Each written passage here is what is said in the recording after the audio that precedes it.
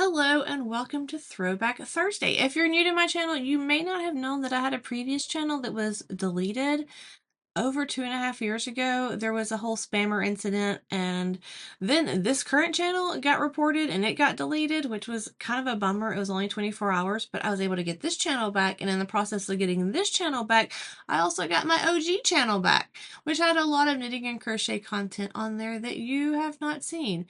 And I'm telling you, it's kind of funny. I'm not saying I'm an amazing YouTuber now, because I'm really not. I wouldn't even call myself a YouTuber.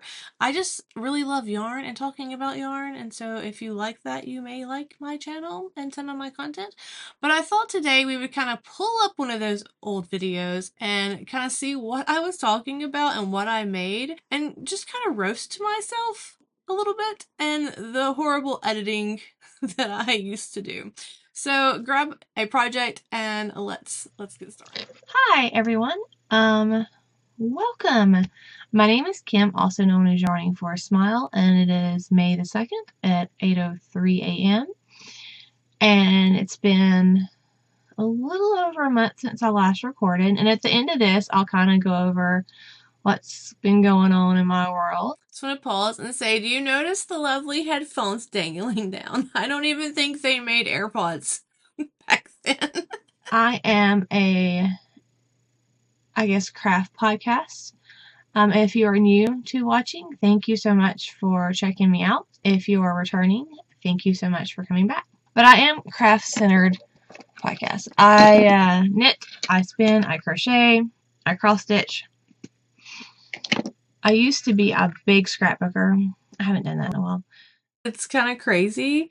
You can see the bookcases behind me. Those were the white ones from Walmart. And this is kind of at the point where I really started buying yarn. At this point, there was only the two tall ones, and then I had the two shorter ones in between them. You can see in that little basket kind of behind me up under that blue whale, that was the beginning of my Desert Vista dye work stash.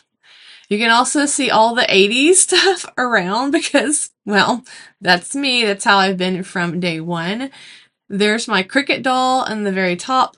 I love that doll. I'm going to kind of pull up the screen so I can also see my Ravelry notes, because that's kind of how I keep up with all my knitting and crochet. I started my Ravelry account January the 1st, 2013. The first time I ever touched yarn or a crochet hook was December the 28th, 2012. So within 3 days, I literally started my Ravelry page. And since then, every project, every yarn I get goes into that. And it has been a vital resource for me since the very beginning. And I utilized it so much then.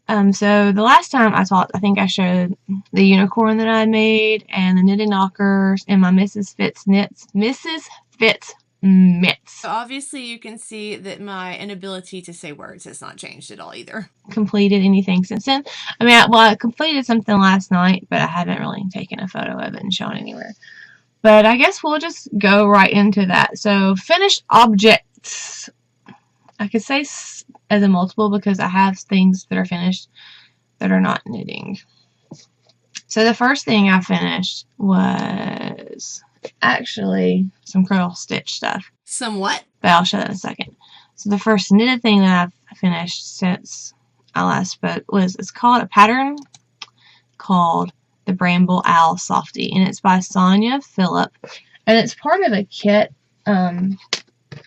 through the Knitwits, and it's a knitted owl toy. So this was actually gifted to me from my friend Deborah, and the finished owl still lives on my bookcases today. And so you get this little plastic container, and it has the yarn and this pattern. And this was given to me from my friend Deborah. It does have mohair in it, so this one, if you're allergic to mohair, this is not something that you would be interested in. And it was a super fast knit up. I started it on the 28th. No, I started on the 29th. I started it on our way to Georgia. We went to Georgia for a little day getaway, and I started it on the way there. And then I finished it up last night. I was determined that I was going to get it finished, and so I did. So this is my owl, and I did not use the mohair at all. I'm not allergic to mohair. I don't hate mohair. But you're supposed to make the nose out of mohair, and I didn't like how it looked. Like, it looked like he had, like, hair growing out of his nose. So I used the yarn that's supposed to be for his eyes, and then I just used safety eyes. And then I used that yarn also for his underwing instead of mohair. And as you can see, I added a scarf to mine in red. He's super cute, I think. I can't say that I followed the pattern. Now there's a shocker. Me not following a pattern all the way, that's just unheard of. So the pattern has a lot of seaming on the wings. Have you ever heard me mention that I hate seaming?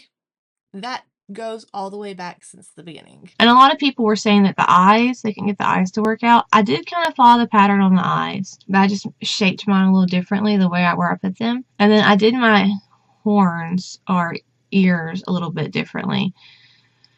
I picked up 7 stitches in the front and only 6 in the back. Not really on intentionally.